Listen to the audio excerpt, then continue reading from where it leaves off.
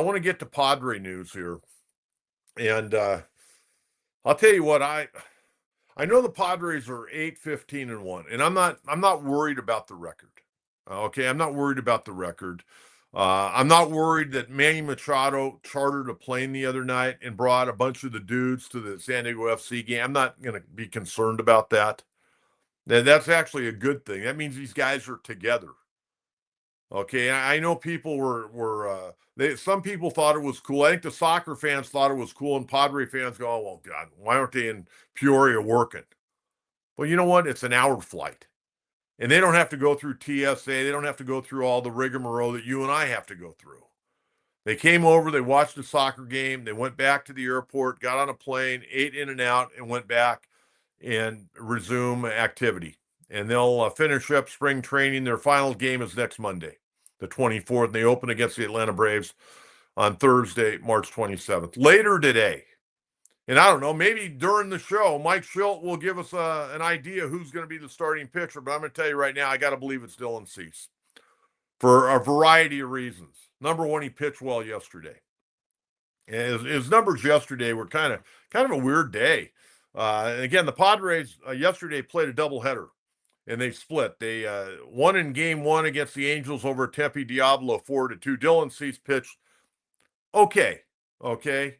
Four and a third, three hits, no runs, three walks, eight strikeouts. A little bit wild, but effectively wild. They won that game 4-2.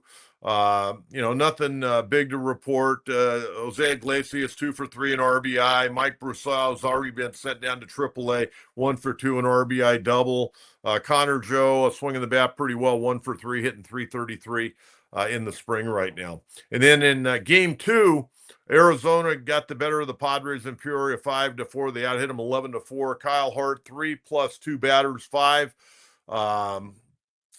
hits, 2 runs, both earned, 2 walks, 3 strikeouts. Gave up a home run to Corbin Carroll. I think he's going to be okay.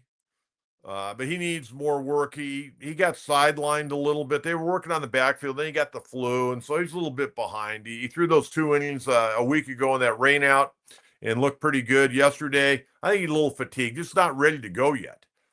But I want to go back to the Padres starting pitcher because Mike Schilt hasn't announced it. I thought he might announce it before their game today against Milwaukee and Peoria. And by the way, they're going to go with left-hander Wes Benjamin. They're kind of tapped out as far as starting pitching. I think Dylan Cease is going to be the guy. Michael King, he pitched over the weekend. He pitched better, but he's not ready. He's not ready. He needs a little more work. In fact, the other day, he pitched and probably pitched as well as he's pitched so far in the spring, but his ERA right now is not good. I mean, it's sitting at 6.23. On Saturday, he went 4 innings, gave up 3 hits, 3 runs, all earned, 2 walks, and 5 strikeouts, gave up a homer to Randy Arozarena. ERA is 6.23. I don't think he's looked that great.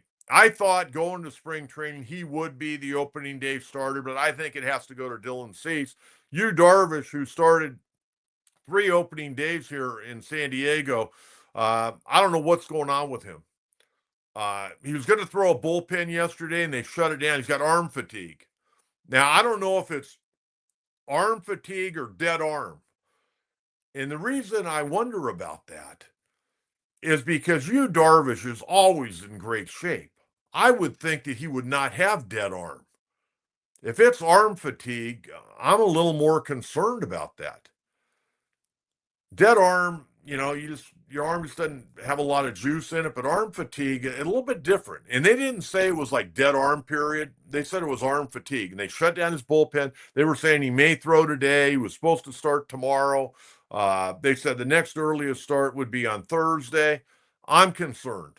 And then you got Matt Waldron on Friday night who's warming up and has an oblique. And it doesn't look like he's going to be able to start the season now. And we've heard that Randy Vasquez has maybe a little forearm tightness. Man, that's not good. That's not good at all. I mean, if you had to start the year, and I'm not saying that they're going to, but if you had to start the year without Yu Darvish, now you're down to 3, legit guys. Okay, with King not pitching all that well, Cease, and Nick Pivetta. Man, thank God they signed Nick Pivetta. they don't sign Pivetta, man, they really would be in dire straits. And Johnny Brito, he's having some problems right now. So, I think Vasquez is going to be fine. He may just be going through a little bit of a dead arm period right now. We'll see when he pitches again. But Yu Darvish is a little bit of a concern. Get some questions in. Padre pitching will exactly be a weakness. Darvish hurt, Musgrove hurt, King and Cease itching to be traded. Padres might finish fourth. I don't see that. I see him finishing second or third. The Giants may be improved, and maybe with Buster Posey up there, they'll get all juiced up. And I don't mean it that way, not the Barry Bonds treatment, but they may get all fired up. And I know Jung-Hoo Lee's hurt again. He's getting an MRI, got some back problems. Of course, a good-looking player who's having a pretty good spring, too. And they've done some things, and they're going to be, I think, a little bit more motivated. But I don't think the Padres are going to finish fourth. If they finish fourth, that means they're probably out of it at the trading deadline, and then you're going to see some guys going out the door for whatever you can get for them. I hope that's not the case. But you got some guys right now battling a little bit and scuffling. Darvish is a concern. Darvish is going to turn 39 in August, man. They still got him under contract for a few years. And I love Darvish because he's a real pro.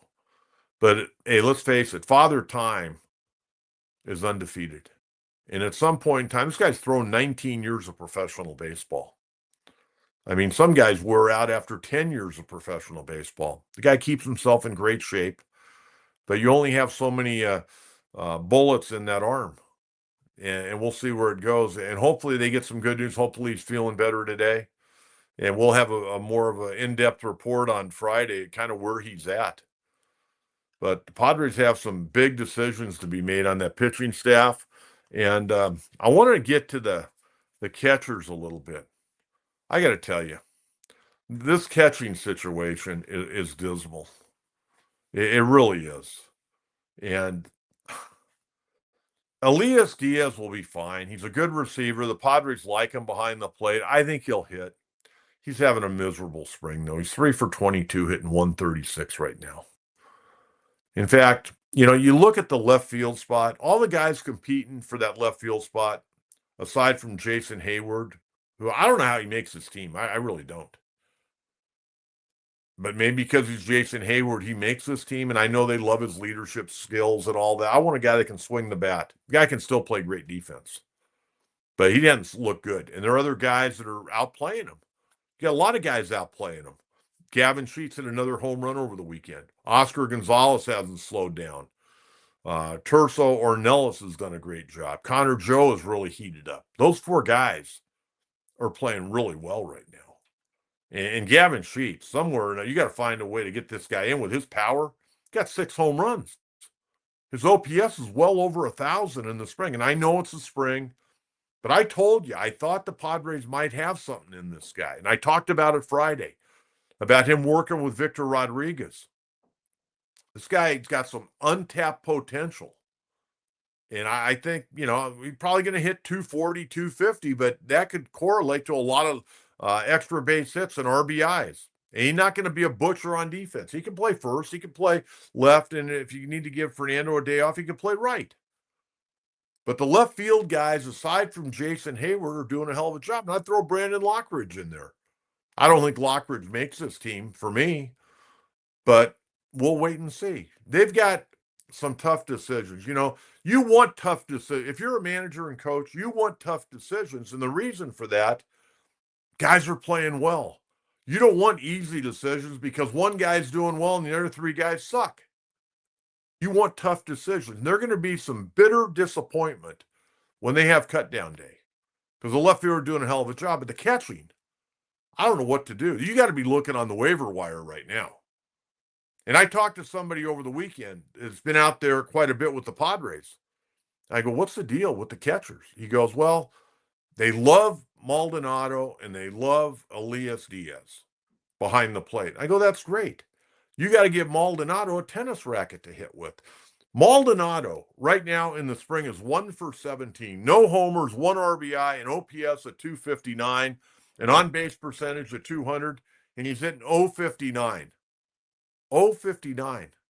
And that's coming off of hitting 119 last year and being released later in the season by the Chicago White Sox, who lost 121 games.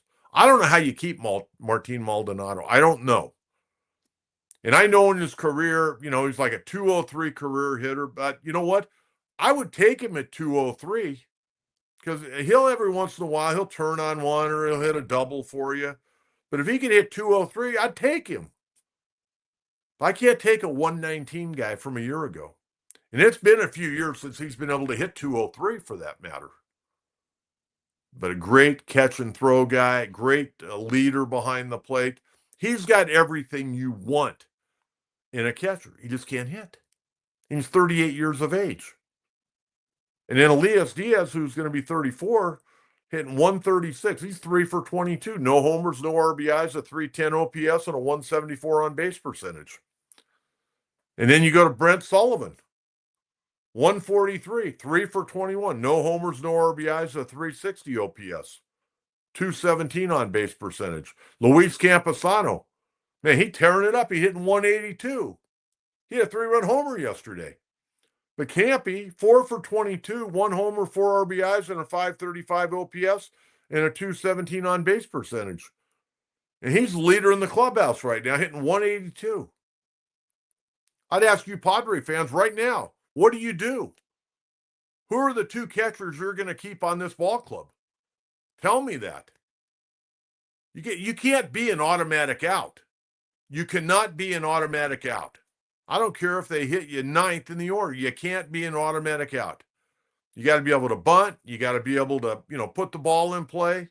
You can't line out to the catchers, I like to call a strikeout. But, I mean, these averages are dismal. And then, I'm not going to pick on this kid because I think he's going to be a hell of a player. But Ethan Salas, who hit 206 last year, and I know everybody was all excited about what he did in the Arizona Fall League. He hit 4 home runs. That's great.